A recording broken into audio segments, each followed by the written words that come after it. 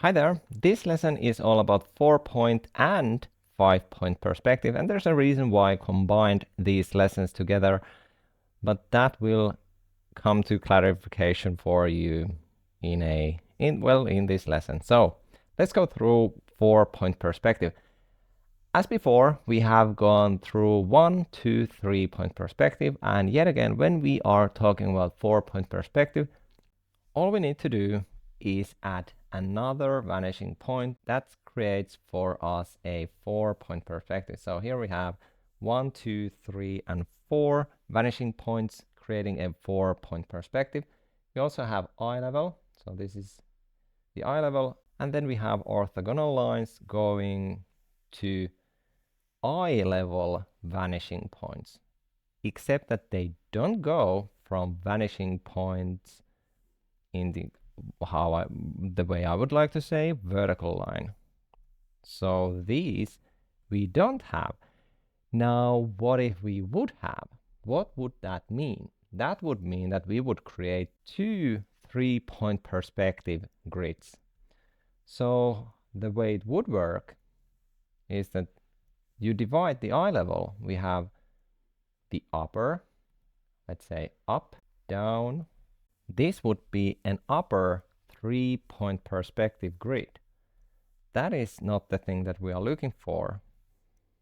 So if you would create orthogonal lines from kind of like the vertical vanishing point, so to say, because that's always relational to the eye level and how it's all is tilted and everything. So I cannot say like it's like up and down, but in this example we would use the vanishing point 3 and 4 1, and if we would create orthogonal lines like this, we would actually create just 3-point up perspective guide grid, and if we would kind of like go to the down, we would have a 3-point yet again. But this wouldn't be a 4-point perspective. That's something that you should note of. To create a 4-point perspective, we have to create curvilinear lines, and that is how we actually form 4-point perspective. So there's a very clear, difference there of how to, create a real 4-point perspective. Now, one thing to note, like in the introduction video, was that the curvature of the curvilinear lines are determined by the outer 3 vanishing points. So we have, I would use like vanishing point 1, 4, and 3. This would create a circle, and the circle would create the curvature of the curvilinear lines.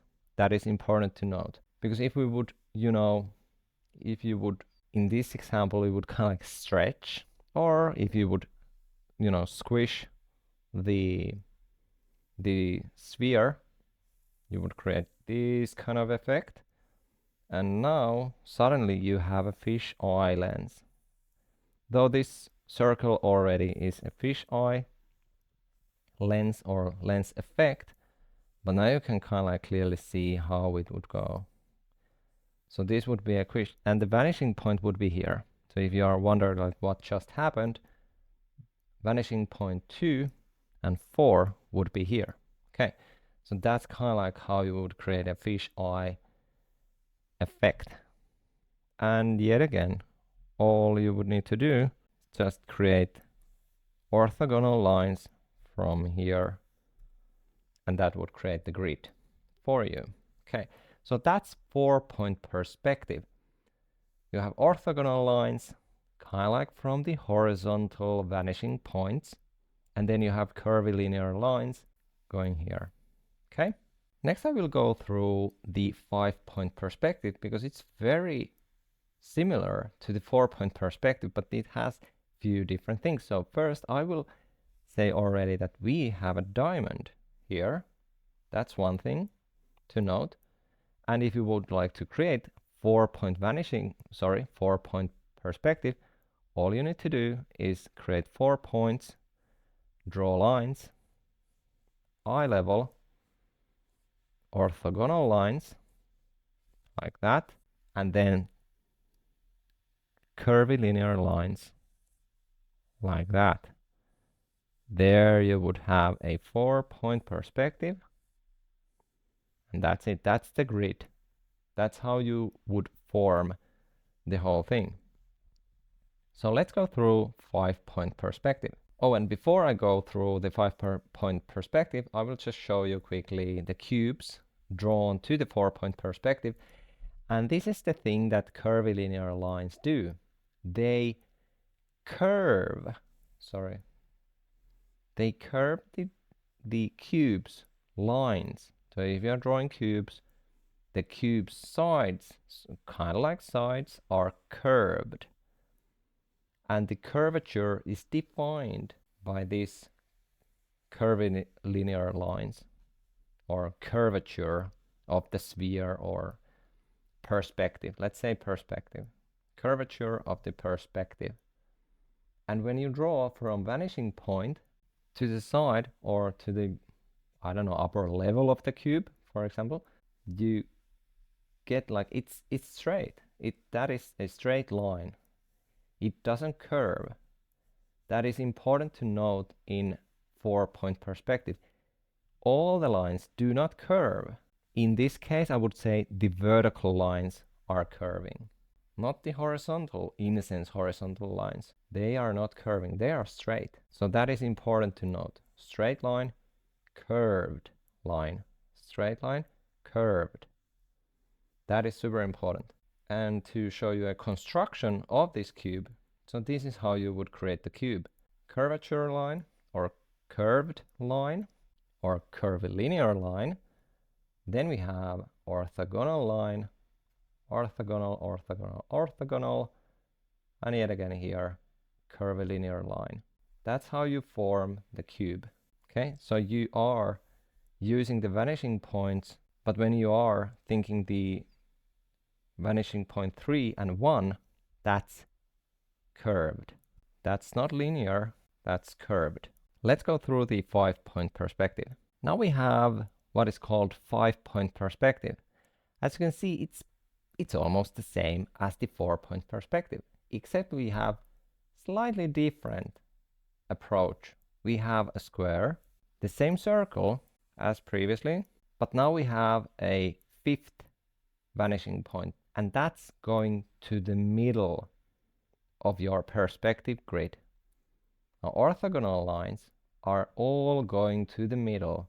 So these are orthogonal lines, straight lines, all going to the middle, to the 5th vanishing point. So that's the 5th vanishing point. But now you can see that while we previously had a vertical, kind of like vertical curvilinear lines, in 5-point perspective, we also have kind of horizontal curvilinear lines. So now we have both. We just don't have the vertical lines, so to say. We also have horizontal lines. So now we are creating a very different kind of grid. And if you were to create a cube to this grid, it would look roughly like this. So that's how you would create the cube. So to the vanishing point, and then you would just, erase these lines and you have a cube that is on 5-point perspective. So you have vertical lines in the manner of a curvilinear, like that, but you also have these sides curved. But kind of like, you could say like few of these sides, they are actually going to the middle. That's why using a grid is super important, because then you know how the whole curvature works, how the curvilinear lines work.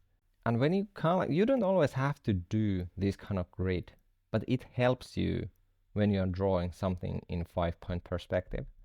But when you're kind of like more experienced, then you can just draw without this grid, because it doesn't have to be like super precise. It can be a bit more, creative. It doesn't have to have like super precise lines, everything going to the middle. You can be creative here. Okay, so what you see here is a same grid that you just saw. So what you see here is the same that is here. except that here's the difference. It's kind of like stretched, I would say. You can also like say like it would be like squished or something, but in a sense, well, I don't know how the words go, but all in all, maybe it's squished. Let's say it's squished. Maybe that's a better word for it. The main thing being that here's the vanishing point, here's the vanishing point. Here's the curvilinear lines that are formed. So all I did was I just created a kind of like a grid for myself.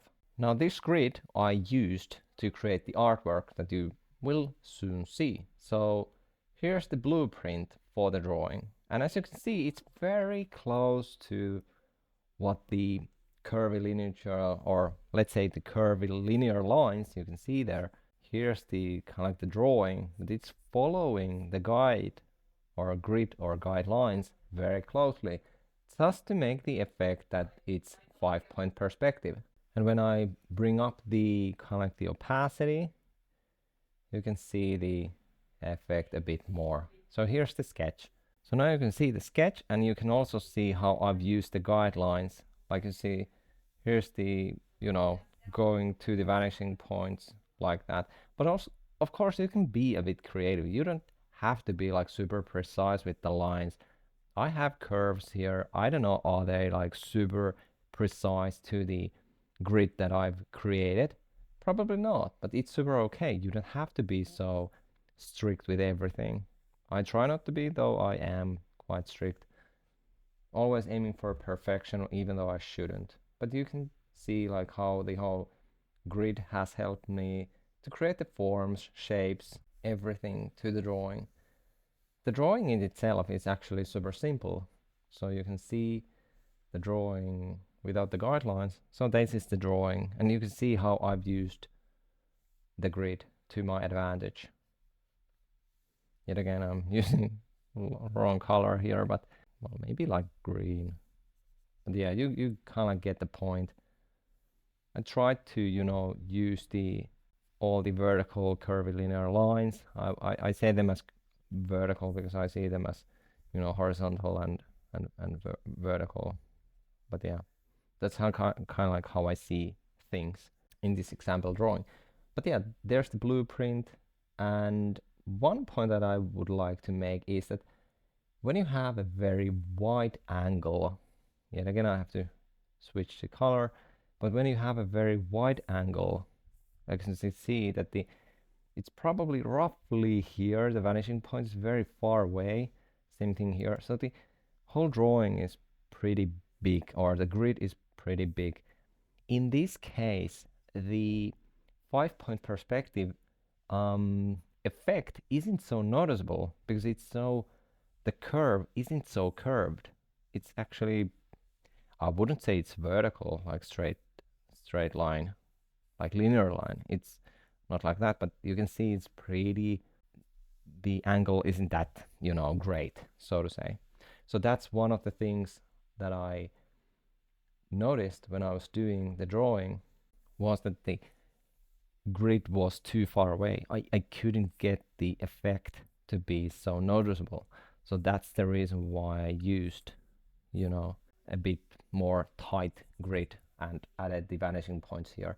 So when the vanishing points are in the vicinity of the viewer, so to say, like the viewer can see, like they can feel the vanishing points, then it creates a much, bigger effect. But when they are super far away, like in the wide angle example, then the viewer might not get the same kind of,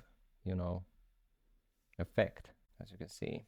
So the effect is there, but it might not be so noticeable as in the other example. But yeah, like using grid is just to aid you, but it's not to limit you. Just be as creative as you can with the information that you have. So that's kind of like about the guidelines. Then the final drawing is like this. So you can see if I put the guidelines on, it's kind of like, it makes the whole 5-point perspective more visible for sure, because there's still a things that I didn't include. I didn't include any effect that would have amplified the, like the 5 point perspective effect. I could have made something like I don't know, some kind of lines that would have pointed to the center of the eye, like this, something like that. That would have, like emphasized the 5 point perspective effect.